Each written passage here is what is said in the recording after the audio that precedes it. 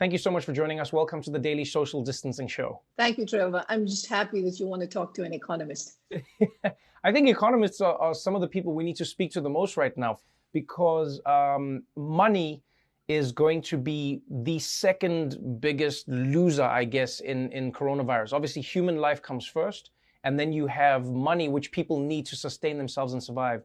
As the IMF, you lend money to countries, which means you can learn a lot about what countries are going through and what they need. What have you garnered, from your insights into what countries need right now? So the first thing I just want to flag, Trevor, is that we've had over 90 countries come to us to discuss financial assistance. And so this is unprecedented. It hasn't happened before. So it tells you the scale of the crisis that we're dealing with. And I think what we need to keep in mind is this crisis is very different from any others we've seen, the Great Depression, the Great Recession, which is the global financial crisis, and now this is the Great Lockdown that we're living through. So firstly, the shock is so unique. I mean, like you said, this is a human tragedy first. It's a health crisis. So this is not something that we're used to. Second, in terms of helping countries and telling them to think about what comes next, there's so much uncertainty because economic policy is not going to be able to determine the spread of the virus or how intense it's going to be or how many deaths there will be. All of that comes from public health and science. And the third factor is that while in the past, if you lent a country money and you told them to spend it, that would stimulate activity. But this time around, we actually don't want people to go out and spend. We want them to stay at home.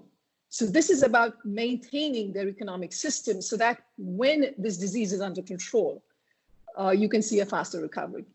I know this may sound like a really stupid question, but is there a point where money just runs out? If very few people are working, if everything is shut down, if nobody is moving money around, earning money, spending money, is there a point where governments say we don't have, or what happens at that point? What is the tipping point that as an economist you're worried about? So this is a crisis where, given the scale of spending that we're seeing, we're going to see countries running very large fiscal deficits, with their debts to GDP going up quite substantially, with central banks putting in a lot of stimulus.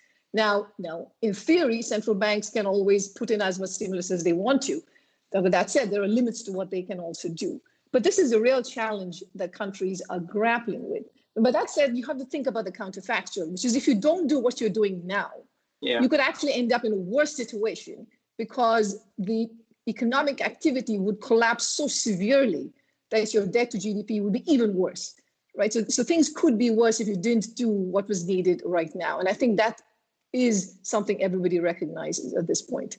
Some people have argued that the economy could be put into a coma right now, and it's not in effect dead, because unlike the Great Depression and unlike the recession, as you said, there isn't, a real underlying cause in the same way. It's not, it's not a loophole in the market that's causing something, or it's not a failure in real estate that's happened. It's a strange thing that's affected the entire market. And some argue that means we can experience a huge jump afterwards where everything goes back to normal. Can that happen? And if so, how long would it take for that to happen? Great question, Trevor. So to answer the question of what comes next, I think besides economists and policymakers, it's going to depend a lot on what health experts tell us, right? Because it's not going to be possible to bring the economy back up to 100% if we don't get this particular virus under containment. So there's that huge piece that's there. Now, it is true that if all of this levels out and you're seeing some hopeful signs in some countries and you see some leveling off, then you can see a scenario where, activity resumes going forward. So in fact, our projection is that 2021 will be one of recovery. But there's so much uncertainty at this point. If the containment measures work, and this is not a very prolonged period, if people can get back to work much more quickly, then we can think about a rebound coming, and the policies that have been put in place, if they're effective, then we can see a rebound happening. So before I let you go, we're obviously talking about the economics of a health crisis that has affected every aspect of human life. Policymakers, as you've said many times, are going to be instrumental in deciding how governments respond and how nations are, in fact, going to be affected and how their people are affected. What is the advice you've given to leaders out there in how they figure out what to do with their economies? So the first advice we've given is that when it comes to matter of health, do whatever it takes, right? Do the spending that's needed to protect people's lives, to protect medical professionals, first responders, because that is the number one thing that countries need to care about at this time. Secondly, it is very important to make sure that people who are losing jobs can maintain a basic lifestyle so that they have the income to be able to feed themselves, to take care of their health. Basic services have to be provided to them.